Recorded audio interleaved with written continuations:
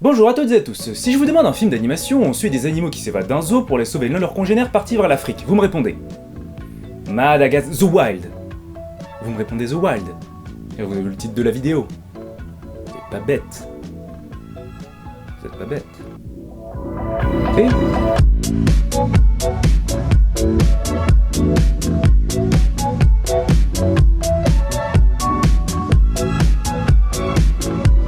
The Wild, ou La vie sauvage au Québec, donc je ne ferai pas l'accent, est un film d'animation en images de synthèse sorti le 14 avril 2006 aux États-Unis.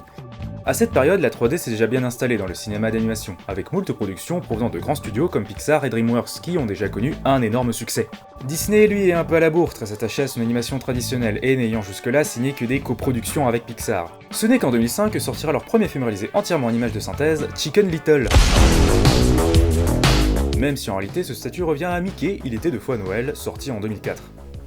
Et là encore, on voyait bien qu'ils avaient du retard en termes de rendu visuel, surtout quand à côté était déjà sorti en 2003 Le Monde de Nemo, Les Indestructibles et Shrek 2 en 2004.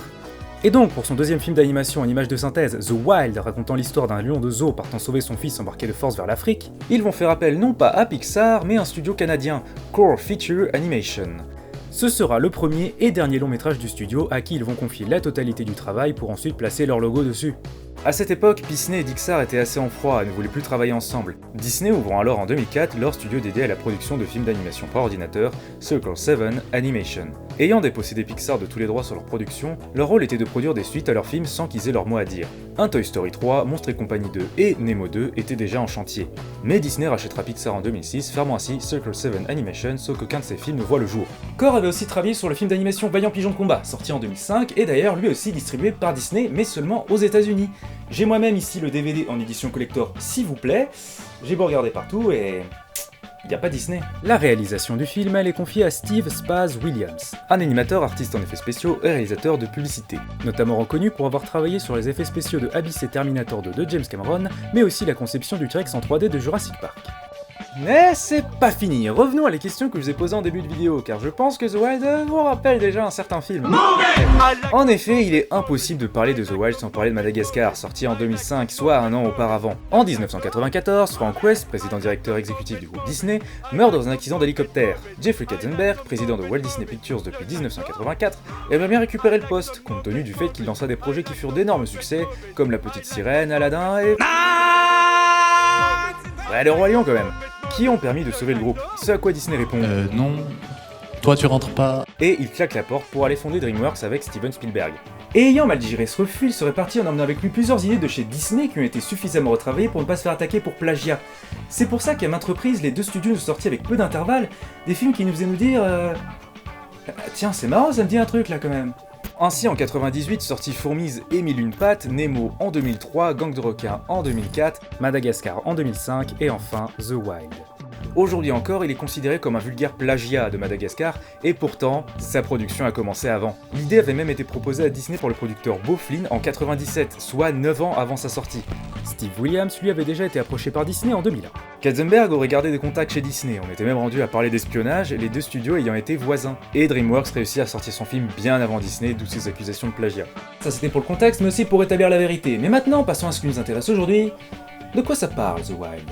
Nous sommes au zoo de Central Park, où Samson, le lion, même si je suis quasiment sûr qu'il est censé s'appeler Samson, raconte à son fils Ryan ses aventures dans la savane. Il est fasciné par ce que lui raconte son père, sauf que contrairement à lui, il ne sait pas rugir, et quand t'es un lion, bah ça la fout mal. C'est le drame de ma vie. Le soir à la fermeture, tous les animaux sortent de leur enclos, ce qui me fait dire que la sécurité est très mal gérée. On fait la connaissance de Bridget la girafe, Benny l'écureuil, Larry l'anaconda et Nigel le koala, la star du zoo pour une raison qui m'échappe. Et ils se rendent au championnat de tortue curling. Pendant ce temps, Ryan qui batte sur son arbre reçoit la visite de ses potes Duke et Ease. On va aller pécho de la gazelle pendant que tout le monde est au match, t'as vu? Tu viens? Bref, la finale de curling s'annonce bien compliquée pour Samson qui doit absolument réussir le dernier lancer s'il veut gagner contre les pingouins. Leur boîte secrète foire, je ne connais pas les règles du curling mais je suis quasiment sûr que la moitié de ce qu'on voit ici n'est pas autorisé. Samson gagne, mais la victoire lui est vite retirée, le match étant perturbé par l'irruption du troupeau de gazelles que Ryan était parti pécho, ce qui rend Samson un peu colère. Désolé. De quoi? D'avoir coursé les gazelles? Ou de nous avoir fait perdre le Non, match? Tu ne sais que grimper dans ton arbre et bouder. Si tu voulais Réponds, qu'est-ce écouter- qu'il y a? Il est où le Non, problème? écoute. Tout ça parce que t'es vexé de pas savoir rugir? to say that you're fine when you're not really fine. C'est tendu entre le père et le fils, Samson est désespéré, et Benny lui conseille de lui dire la vérité pour ne pas qu'il ne se sente sans cesse minable. Je veux dire que tu dois lui avouer la vérité. Ça sous-entend donc que Samson cache un lourd secret, et ce depuis des années, mais je pense que vous avez déjà deviné duquel il s'agit car bon, c'est un peu facile. Ryan décide de s'introduire dans une des grandes boîtes vertes pour rejoindre la savane, Les grandes boîtes vertes. car il est persuadé que c'est ce qui fera de lui un vrai lion. Il change d'avis mais trop tard, les employés n'ont pas remarqué le lionceau dans le conteneur, pourtant grand ouvert, et ils l'embarquent. Samson va donc s'informer auprès des pigeons, faisant apparaître le personnage le plus adorable de ce film, Amir. C'est Ryan. Il a été enfermé dans une de ces grandes boîtes vertes et ils viennent de l'emmener dans un camion. Il faut le récupérer. Ça va pas être bon. Pas bon du tout. Il y a un truc qui me dérange avec ce personnage. Où vont les grandes boîtes vertes? La dame avec boîte sur son tête. Vraiment. 3 migraines plus tard, on apprend que les grandes boîtes vertes se dirigent vers l'Afrique. Samson et ses amis n'en ont que peu de temps pour aller le sauver. Ils arrivent à s'échapper en se cachant dans un camion de poubelle et font la rencontre de chiens enragés et d'alligators. On dirait que toi et tes potes, vous êtes pas mal éloignés de votre quartier, hein? De votre quartier? Oh, je suis trop drôle. J'ai pas compris. Ils font copain-copain avec les sauriens qui les mènent au port, mais ils arrivent trop tard et embarquent eux aussi sur un tout petit bateau guidé par des oies canadiennes. Pas de tracas là, tente donc de nous suivre, c'est pas bien compliqué. Leur bateau s'échoue sur la plage, Bah dis donc, ça doit te faire bizarre après être parti si longtemps. et à peine Samson a eu le temps de leur répondre que ça, c'est pas la savane, mais c'est la jungle, il découvre que les grandes boîtes vertes viennent en fait sauver la faune locale de l'éruption imminente d'un volcan. Pris de peur, Ryan s'échappe et s'enfonce dans la jungle sauvage. Essayant d'utiliser son instinct, Samson tombe sur un daman aux toilettes Moyen de faire popo tranquille. que ses potes lui demandent de manger pour en voir Samson, le prédateur de légende, en action. Bah allez, sauve-toi vite. Aïe. Bridget, Nigel et Larry comprennent que Samson n'a jamais mis les pattes dans la savane. Humilié par cette révélation des plus inattendues, Samson décide de partir seul à la recherche de son fils. Les autres partent de leur côté, Nigel disparaît et il tombe sur un troupeau de gnous qui kidnappe Bridget, Larry et fracasse Benny. On retrouve le koala qui lui aussi a été enlevé. Les gnous forment en réalité une secte vouant un culte à l'ultime, qui n'est autre que Nigel. Je passe une belle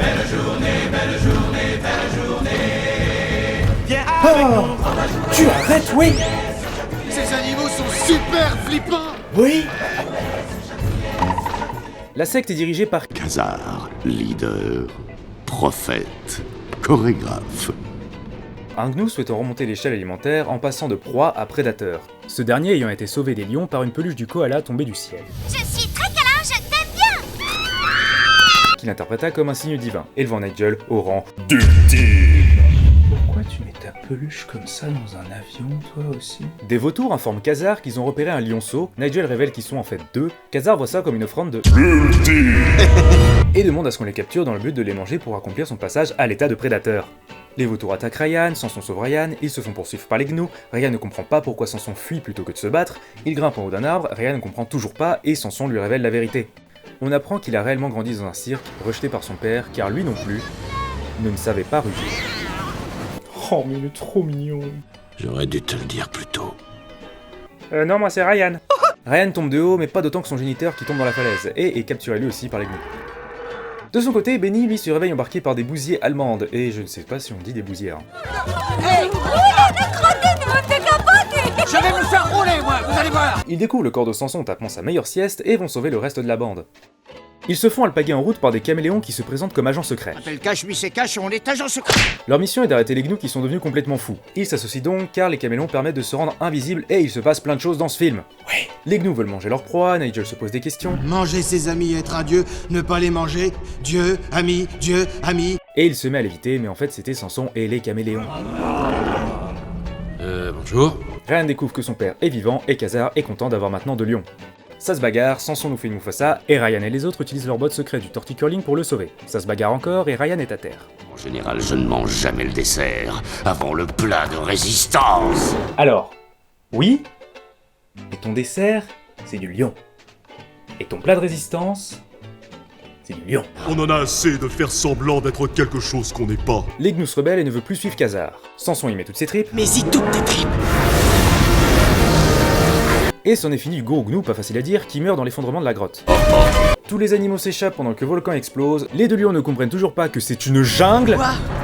Au moins j'aurais vu la savane avant qu'elle disparaisse. Ça, c'est de la savane, ça, c'est de la jungle. Savane, jungle, savane, jungle, savane, jungle, savane, Jungle. Et le film se finit sur une chanson qui va enchanter vos journées vu comme elle reste facilement coincée dans la tête.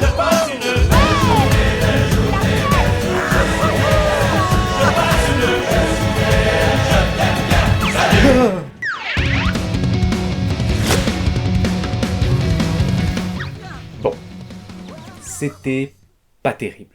Je dis pas que c'est foncièrement mauvais, hein, le film se regarde tranquillement et j'ai globalement eu peu de mal à le regarder plusieurs fois pour faire cette vidéo. C'est juste que j'y vois toujours certains problèmes qui, selon moi, car encore une fois ce n'est que mon avis, expliquent pourquoi The Wild s'est planté. Bon, déjà disons-le, le film est visuellement beau. Les textures sont bien faites, on perçoit bien le pelage, la peau des animaux, les expressions et l'animation restent qualitatives. Tout ça pour dire que 14 ans plus tard, le film a relativement bien vieilli. Là où ça me dérange maintenant, c'est ce parti pris d'avoir fait des animaux au design réaliste, mais de les mettre en scène de façon cartoonesque. Dans Madagascar, avec qui il est sans cesse mis en comparaison, la recette fonctionnait car les personnages avaient déjà un design très stylisé, assumant totalement être un film d'animation, et ne se mettant pas de bâton dans les roues à vouloir jouer la carte du réalisme. Ce qui fait qu'on a beaucoup plus de facilité à croire en ce que l'on voit quand les personnages font des trucs pas du tout conventionnels pour des animaux. Même si j'avoue avoir toujours un peu de mal avec les scènes qui impliquent des humains, et ce depuis tout petit. Ils sont bipèdes, j'adore Alex qui se déplace presque en dansant, les lémuriens font des rave parties, et les pingouins sont sans doute les meilleurs personnages de la franchise. Petit truc d'ailleurs, dans le film on les appelle les pingouins. En fait ce sont des manchots, parce qu'un pingouin, ça vole, et un manchot, bah ça vole pas. C'est juste qu'on utilise le même terme pour les deux en anglais. De plus, ils évoluent dans des décors très colorés et tout aussi stylisés, ce qui fait que le film a été beaucoup plus marquant et les personnages plus attachants, permettant d'engendrer 2 suites et un spin-off. Dans The Wild, bah c'est juste une ville, un zoo pas très beau, et puis la jungle. C'est banal quoi. Au départ, Disney voulait appliquer la même technique utilisée pour Dinosaur, sorti en 2000, à savoir le mélange d'images réelles pour les décors et d'images de synthèse pour les personnages, ce que le réalisateur a refusé pour une question de pratique. Et on retrouvera ce problème du réalisme bien plus tard dans Le Roi Lion de 2019, avec ses visuels magnifiques mais ses animaux complètement morts de l'intérieur, me faisant encore me demander pourquoi on appelle ça du live action. C'est de la merde ce film. Bon après je vais loin, hein, The Wild n'en souffre pas autant, ces animaux ont des visages et des expressions faciales propres à l'animation qui les rendent très vivants et presque attachants. Ce qui explique sans doute pourquoi on ne voit pas un seul visage d'humain dans le film, pour peut-être ne pas créer un malaise entre humains et animaux anthropomorphes. Ils sont toujours montrés de dos ou tout simplement absents, genre Times Square qui est complètement vide. Il y a tout de même certains cas qui me terrifient, je veux dire, ça là, c'est pas très beau. Et puis ce truc là. Et je ne peux m'empêcher de ressentir de la gêne dès que ça part dans le cartoonesque et burlesque. Sauvez mon bébé!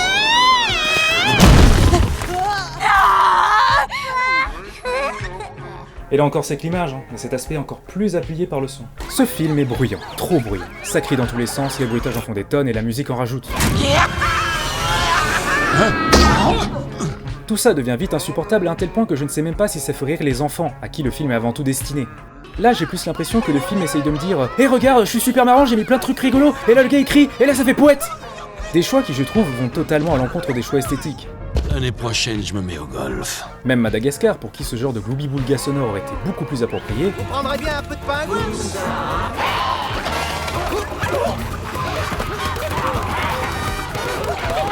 arrive très bien à s'en passer.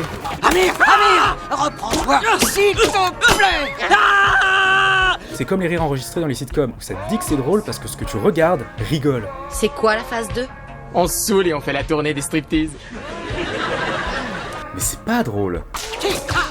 L'humour du film laisse à désirer, et certains gags m'ont tout de même bien fait rire, rien que sur le logo au début. Tu connais celle où j'ai fait pleurer les hyènes? Ricaneux. Ouais. L'attaque des crocos?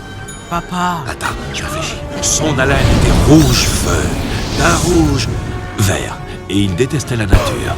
Mais certaines répliques, vraiment, je les comprends pas. Je voulais te dire que j'ai toujours détesté ta chorégraphie. C'est tellement tout. C'est drôle ça? C'est moi qui ai pas compris, j'ai loupé un truc? Et par moments c'est totalement gratuit. Oh non. Quelqu'un aurait une couche culotte à me prêter? J'ai l'impression que chaque personnage secondaire a été conçu comme un comic relief, dont toutes les répliques doivent être absolument une vanne. Nigel en est pour moi un parfait exemple. Le personnage brise l'image de grosse peluche toute mignonne qu'on se fait du koala, mais il est exploité de façon tellement lourde à toujours nous rappeler qu'il est un koala. Non. Tu connais les koalas, on a peur de rien. Tu sais, il y a un très célèbre koala qui a dit « Nous nous battrons sur les mers et les océans ». Est-ce que c'est vrai que le Canada exerce une politique d'immigration plutôt cool pour les koalas? Je suis désolé, je ne suis pas ce genre de koala.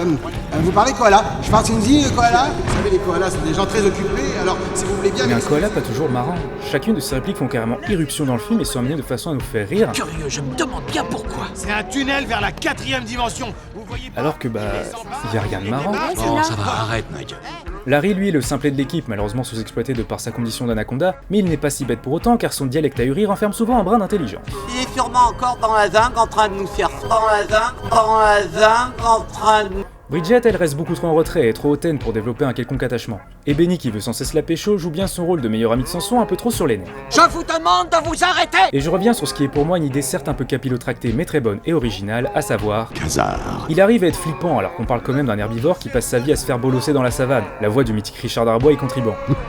Oh, une bonne Corée, c'est vraiment pas de la tarte à régler. Et tout ce délire de secte rendant ça un peu plus glauque. Cependant, les moindres moments de tension que l'idée suggère sont vite désamorcés par le ton léger du film. Tu sais qu'on ne peut pas accéder au sommet de la chaîne alimentaire tant qu'on n'a pas mangé un lion. Enfin. En tout cas, il y en aura assez pour mon ascension. Mais nous, comment on va faire? Fléchi, tendu, fléchi, tendu.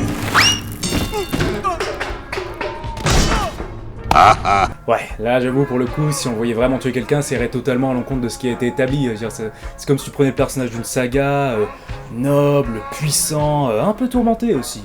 Et d'un coup d'un seul il devenait complètement con. Toujours puissant, mais complètement con. Dégage toi. Mais ça c'est une bonne idée pour les gnous. Hein. Voilà, je pense que j'ai tout dit en ce qui me concerne sur The Wild. Je voulais le mettre en lumière car il a vraiment vécu dans l'ombre de la concurrence, et aujourd'hui encore, on parle de lui comme le plagiat de Madagascar. Et à tort. Disney n'avait clairement pas non plus l'air de miser gros sur ce projet, juste l'envie de montrer qu'il pouvait rester dans la course sans l'aide de Pixar, un problème qu'ils régleront au final en les rachetant. Cependant, cette histoire mise de côté, l'échec du film s'explique selon moi par la volonté de surfer sur la vague de l'animation 3D en cherchant la prouesse technique, ce qui est tout à fait honorable, hein, mais sans y adapter son écriture, à savoir y injecter des éléments comiques beaucoup trop cartoonesques et pas forcément drôles. Pas mal, hein? Qu'est-ce que vous en dites? J'assure grave, hein? L'histoire n'est pas non plus très inspirée, on avait déjà vu un père partir à la recherche de son fils dans le monde de Nemo. Et la relation Samson-Ryan peut nous évoquer Mufasa et Simba, où cette fois-ci le père triomphe des gnous. Ohé! Sors de là, Simba! Ton papa est venu te chercher! En y ajoutant à ça des personnages au design lambda pour lequel le département marketing a pris un peu trop de liberté, Qu'est-ce que c'est que ça? et qui n'ont que pour seule fonction de faire des vannes ou d'être insupportables, eh bien on obtient un film plutôt réussi techniquement, mais pas mémorable pour autant. Et avec tout ça, j'aime bien ce film.